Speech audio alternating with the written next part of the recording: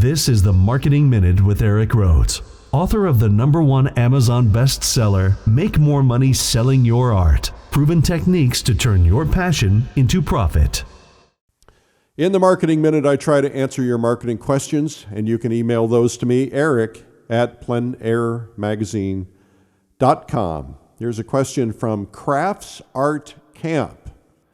They say, how do you find the right buyer and how do you price work without feeling regretful?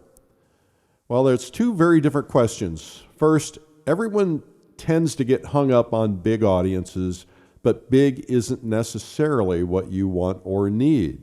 To find the right buyer, you need someone who has a concentrated audience of buyers, meaning art buyers in your case, people who love art, people who have a history of buying art. For instance, my magazine, Fine Art Connoisseur, has over 300 billionaires who read it, and that's, of course, just scratching the surface. And these are people who happen to love art, happen to buy the kind of art that you do, and, of course, they're obsessive about art like we are. So finding the right place to advertise is really critical. That's essentially how you solve that problem, finding the right buyer. Okay? Now, the other question, I'm not so sure exactly how to answer that other question. You said in terms of pricing without feeling regretful. I'm not sure what that means. Regretful that you didn't charge enough? Regretful that it was not more affordable for others? What does regretful mean? So I'm kind of going to take a guess at it. I have a theory. A stored painting makes no money. Unless it's something I really want to keep for my personal collection, I'd rather get something out of it than letting it sit. A painting might help me pay for art materials or something else. So there are times to let it sit. For instance, if you're building a body of work for a gallery show, you want to let it sit so that you can build up that gallery show. But paintings need homes. Most artists tend to underprice their works and price themselves out of business. In other words, if you're selling it for too little, you're probably not getting what you need out of it because your expenses are probably higher than you know they are.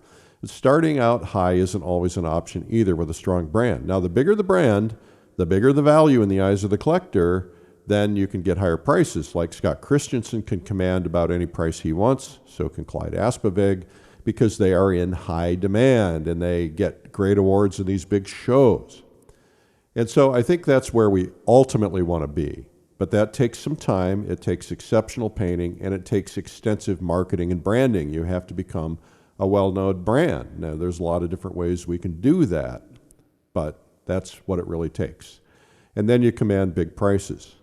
But even those people probably got started out selling at lower prices when they were unknown and their work wasn't as sophisticated.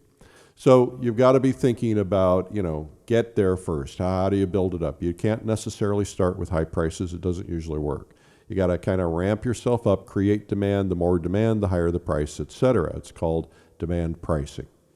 The next question is from Stacy Best, who says, I paint in acrylics, specifically open acrylics. They have built-in drying retardants.